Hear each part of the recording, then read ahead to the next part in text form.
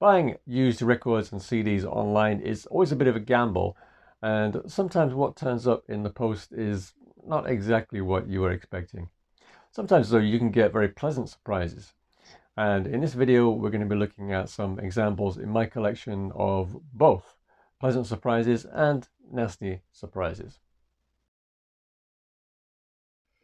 So we'll start with a recent purchase, and this is a box set that I actually bought in a store.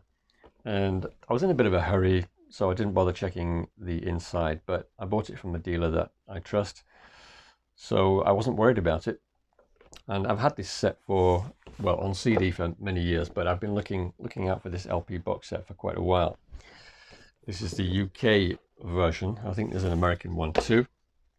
So all the records come in their own inner sleeves with that same picture on the front, and then on the back you have this early 60s picture with all the track listings. And there were a couple of things inside the box that I wasn't expecting, and the first one was this portrait, and I think this comes from the Golden Celebration box set. No idea what that's doing in there, but that was a nice surprise. But even better than that was it came with this. This is actually a Hill and Range songbook from 1956, and it's in really nice condition. And on the inside it has music for many early Elvis songs, such as I Was the One and Heartbreak Hotel. And it also has the music and the lyrics for quite a few songs that Elvis actually never recorded. I think he was rumored to have attempted some of them. For example, the song Okie Boogie, it sounds familiar. I'm pretty sure that Elvis attempted that song. There's another one that I know he definitely attempted, and that was Tennessee Saturday Night. And it's quite interesting looking at the lyrics to this song, Tennessee Saturday Night. I'll read you a verse. It's quite funny, actually. It's when they really get together, there's a lot of fun. They all know the other fella packs a gun. Everybody does his best to act just right, because it's going to be a funeral if you start a fight. They struggle and they shuffle till broad daylight.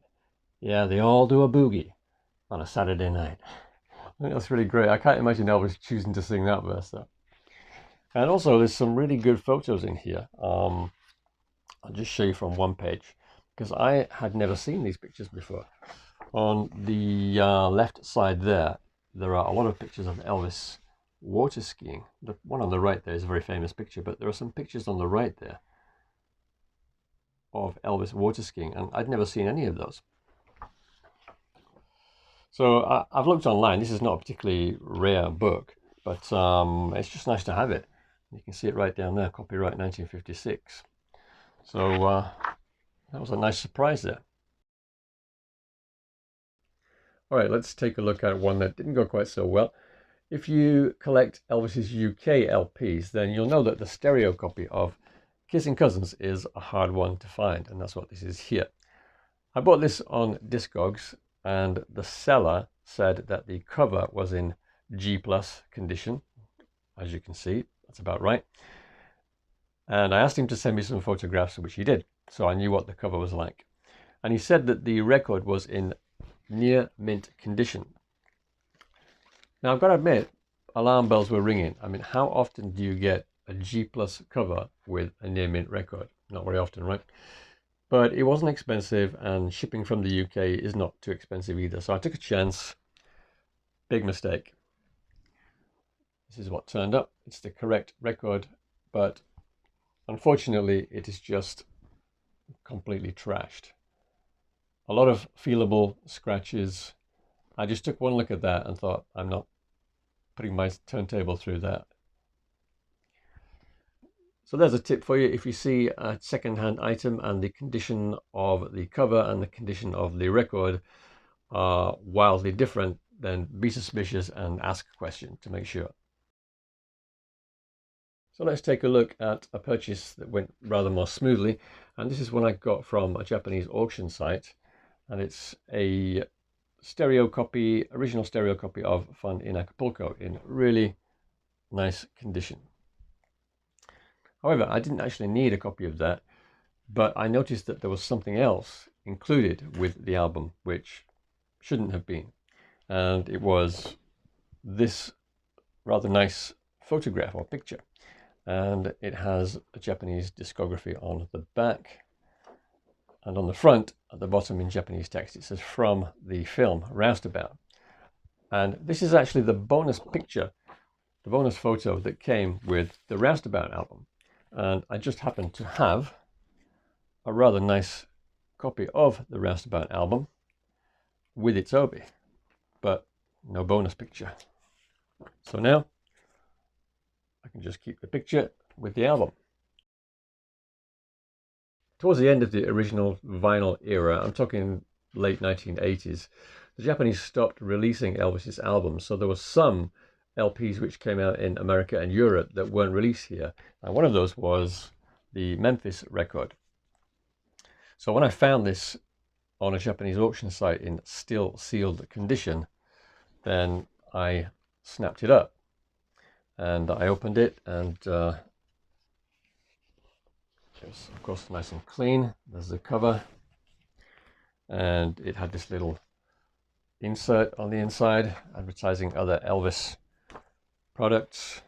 It had this poster that I won't bother unfolding, and it also had these 1987 commemorative release inner sleeves.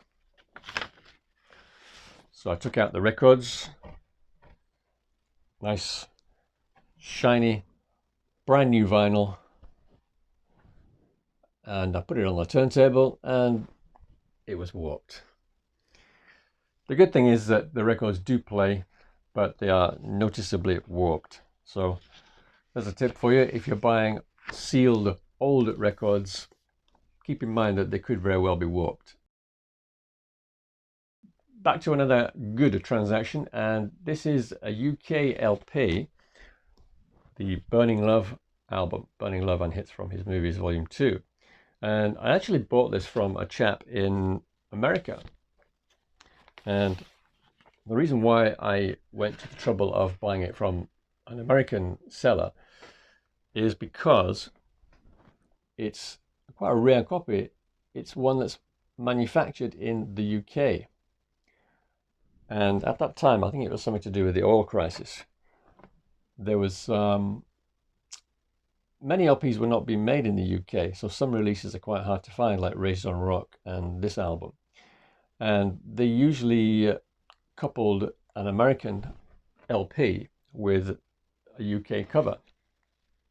But I knew about the UK LP.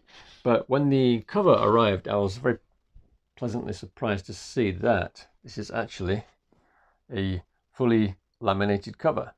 So if you don't know about UK covers, they tend to have laminated fronts, and the laminate stops around here down the spine and at the top and bottom. So the back cover is usually a matte piece of card with no laminate on it, but this one is actually fully laminated, so that was a nice surprise. Right, I'm sure you know the drill by now. We're back to a rather unsuccessful transaction, and this one is another Japanese auction disaster. And this is the reissue of the Good Times album, the second pressing with the orange obi. The first edition had a yellow obi. Lovely back cover there, totally different to the American one, and the tracks are underneath the obi if you're wondering where the track listing is. So I got that, and I was really looking forward to listening to that. Got the record out, had a look at it. It's not Good Times. It's Greatest Hits Volume 1. Greatest Hits Volume 1 on this side too. So what happened there was the person who sold this record was not an experienced vinyl seller. And I can't remember if I just didn't look at the pictures carefully or whether there was no photograph of the record. I forget now. But there's another tip for you. If you're buying records from a seller online who's not a store, make sure that that person has sold records before and that they have experience selling records, because people who just pull records out of the closet that have been in there for 30 years, they don't really know what they've got, and they just throw them up on the auction sites without checking what they've got. The next one I bought from a Japanese dealer that I've purchased from many times. On their website, however, they don't have any photographs, so you have to rely on the item description and the catalog number. They had a copy of Kissing Cousins for sale, Japanese copy of Kissing Cousins, and I thought I could quite do with an upgrade to the copy that I have, and so I bought it. And I was very surprised when the album came to find that it's not on the Victor label. It's actually the much rarer RCA pressing from the late 60s, early 70s.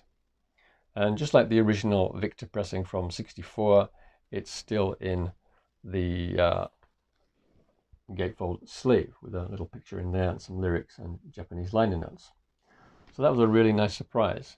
If you ever find a copy of Kissing Cousins on RCA, then grab it. I'm talking about this version, not the 1982 version.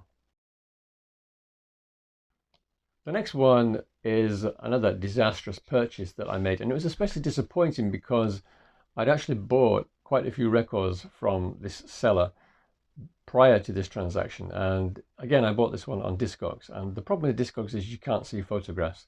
That's the main problem with Discogs. And so yeah, I bought some records from this seller, and I'd really grown to trust her grading and service, and I thought this was going to be really good. I was looking forward to getting this album. And it's a copy, it's a 1963 copy, or around about 1963 copy of the Christmas album UK. And as you can see, there's some really bad water damage on the cover there. Also on the back there, it's stained down here in the corner. And it was very disappointing, and it was even more disappointing when I saw the record, and it's in around about the same condition as that copy of Kissing Cousins that we looked at earlier. And I don't know what happened there, just the cover and the record were just not as described in any way whatsoever. To be fair, I contacted the seller and she gave me a refund for the price of the record, but I kind of lost trust, I lost faith in that seller, and I haven't bought anything since. So that's something for a seller to keep in mind. It's very easy to lose trust, for a buyer to lose trust in a seller. Just one thing goes wrong and then, you just stop buying from them. The next one is an album I bought from a Japanese seller, and their website does have photographs on it, and it was an American copy of Elvis Now. And I was kind of on the lookout for this album. With my American albums collection, I don't like to spend a lot of money on it. If I can find an album in good condition for a good price, then I'll snap it up. And basically anything after 1961, 62, the original American albums can be found for fairly good prices in Japan. So yeah, this one didn't cost very much money at all, so I was happy to get that. But when I was looking at the photographs, I noticed that there was something else there, and I'll show you what they were. There's one. That's on the back. And there's another one. That was on the back. So I thought, got to get that. I know what they are. So they are, of course, the bonus photos from the Memphis to Vegas, Vegas to Memphis album. And this is my American copy that didn't have any photographs. So now I can just put the photographs where they belong with the album.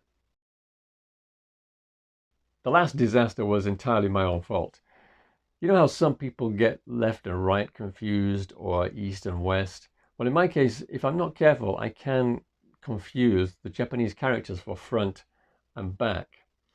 And I was looking at this single for sale on this Japanese website, the one I mentioned before where they don't have any photographs. And it said writing on the back. And I thought, well, I know the cover for this single. It's just a plain white back. And it's probably just somebody's name on there. So I thought, yeah, I'll take a chance and buy this.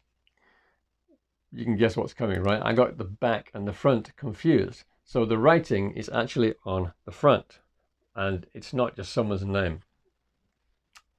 That's what I bought. So you can see somebody's written Rock R&R in big red letters down here. And the song title here has been circled in red marker. And it's a real shame because this is actually a really, really rare single. It was the first time actually that I Want You, I Need You, I Love You and My Baby Left Me were released together on a single. And there is a record, really, really nice condition record actually. The center's been dinked, but it's otherwise in really nice condition. I did fortunately manage to find another copy of it in much better condition with no writing and with the center still intact. So kind of common sense really, but when you're buying records online, make sure you read the description properly. And we're going to finish this video with a positive one. And once again, this is from the website, Japanese website, which does not have any photographs.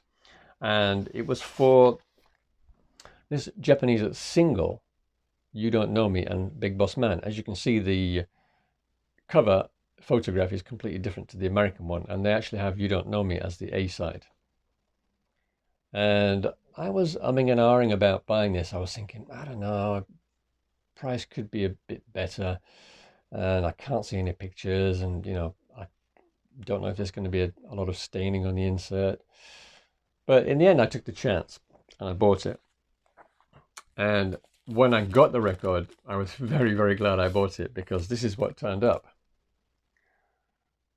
So you know that the Victor records are usually on black labels. Well, this one is red. And there's no mention of this in the item description, but they sent me a promo.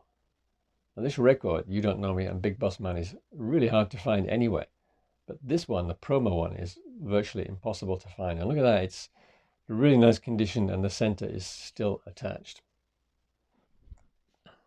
So there you go, online shopping. It can be a bit of a gamble, but to be honest, I had to search long and hard through my collection to come up with those examples of things that went disastrously wrong. So the vast majority of the time, it goes really well, and you can always do something about it if things don't go well. However, I did make one purchase in Japan that went disastrously wrong, and there was nothing I could do about it. And I'll tell you about that in another video, because I think you might like to hear about that and the problems of using Yahoo Japan auctions. But that's it for today. Talk to you next time. Thanks for watching. Cheers.